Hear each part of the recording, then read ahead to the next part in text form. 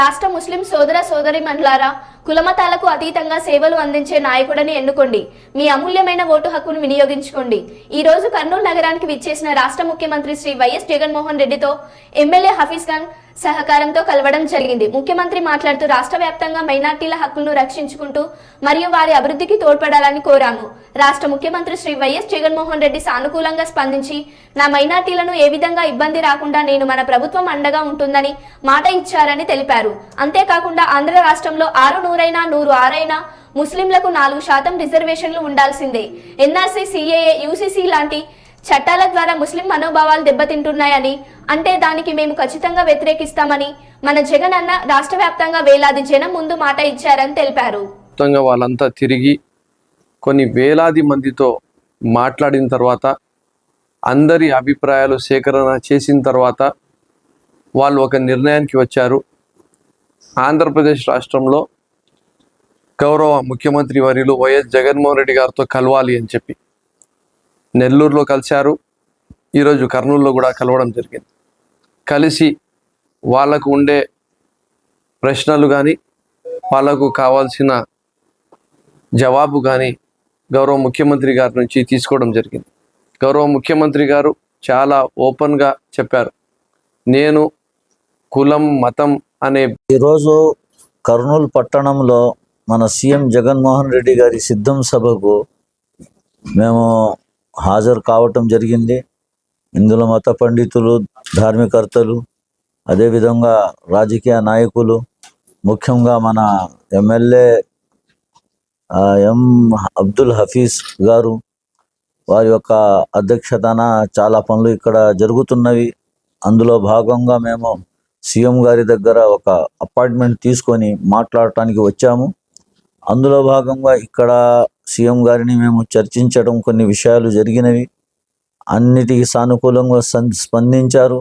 వారి ప్రభుత్వం వచ్చిన తర్వాత అన్ని విధాల అన్ని సౌకర్యాలు నేను మైనారిటీకి జరుపుతున్నానని వారు గట్టిగా వినాదం చేశారు. అయినా ఒక్క మాట, ఇంకొకటి విషయం, ఆయన చేసిన పరిపాలన 2.5 సంవత్సరాలు కరోనా కారణంగా మెత్తపడి. अनंतपुर से आया हूँ।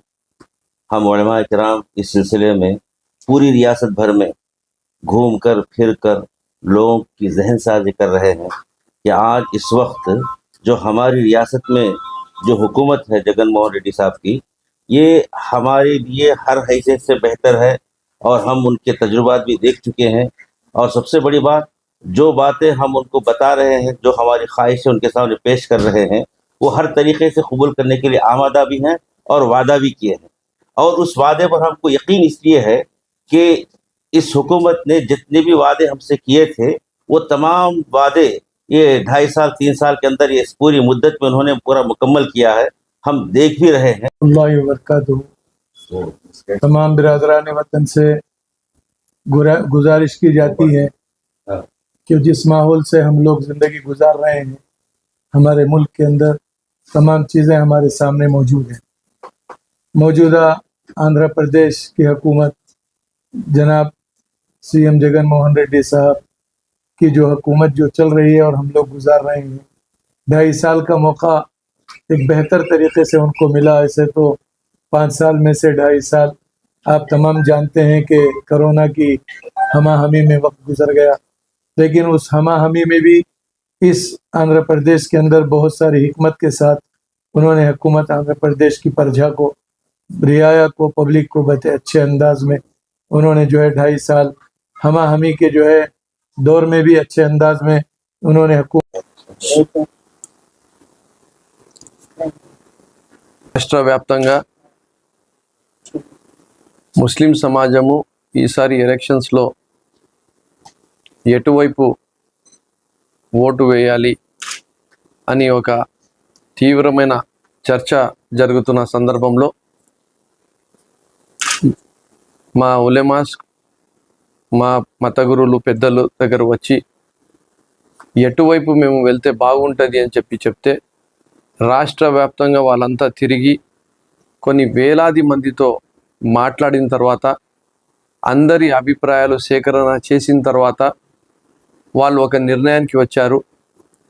ఆంధ్రప్రదేశ్ రాష్ట్రంలో గౌరవ ముఖ్యమంత్రి వర్యులు వైఎస్ జగన్మోహన్ రెడ్డి గారితో కలవాలి అని చెప్పి నెల్లూరులో కలిశారు. ఈరోజు కర్నూలులో కూడా కలవడం జరిగింది. కలిసి